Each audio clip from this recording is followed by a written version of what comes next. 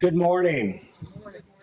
I want to thank the Oak Lawn Rotary, Mayor Burry, the village trustees, village manager Deachin, and our honored guests for the chance to say a few words today and for building this beautiful memorial.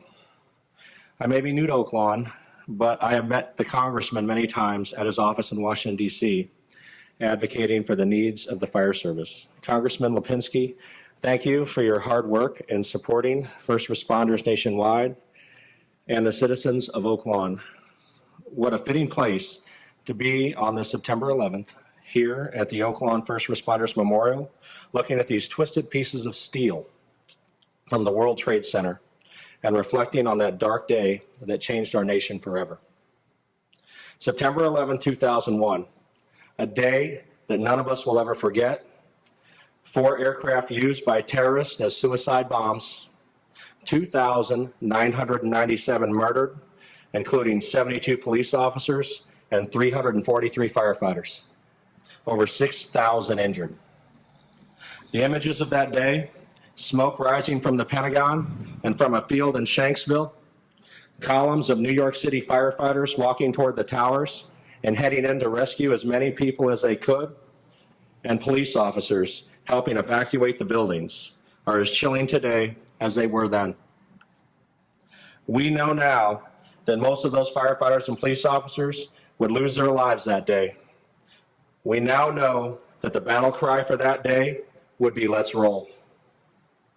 Some firefighters and police officers made the ultimate sacrifice during that time and did not even know it yet, succumbing to cancer years later.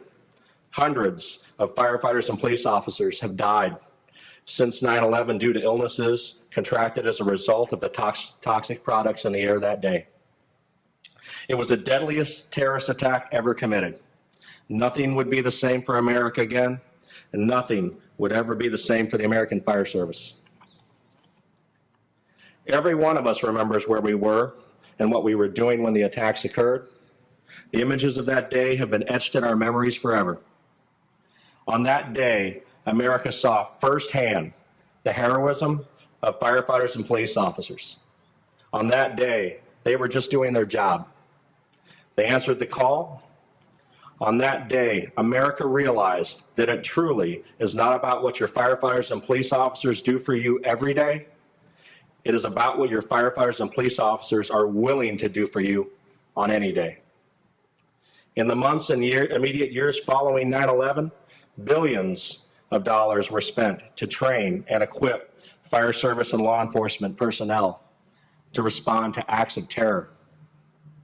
Fire departments and police departments across the nation received grant funding and became better prepared, better trained, and better equipped. America realized that strong, well-trained, and well-equipped fire and police departments were the first line of defense of our homeland security and critical infrastructure protection strategy. If it happened again, we would be prepared. Every year, we hear "never forget 9/11. Why is it so important that we never forget? Because those who do not learn from history are doomed to repeat it. As time passed and no similar attacks occurred, the grant funding to train and equip our first responders became smaller and smaller. It was as if our nation had forgotten the lessons of September 11th, 2011. 17 years later, your firefighters are not just firefighters anymore. They're highly trained medical professionals and problem solvers who are now expected to deal with a new spectrum of evolving threats that include chemical attacks, active shooters, complex coordinated terror attacks, and civil unrest. Your police officers face being vilified for their work, the threat of being ambushed on any given day, and must be prepared to respond to mass shootings and save lives at any time. In 2018, the threat of violence and terror attacks is greater than it has ever been.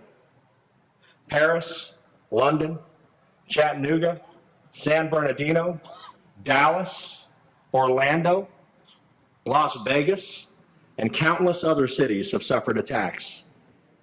Mass shootings by terrorists and criminals have become the new dimension and the norm, rather than the exception. If the unimaginable happens here in Oak Lawn, you can be assured that your firefighters and police officers will answer that call, and they will do whatever it takes to save lives. So as we stand here reflecting on the sacrifices of September 11th, 2001, let us not only remember the lives lost that day, but also celebrate the dedication to duty that all first responders showed the world on that day.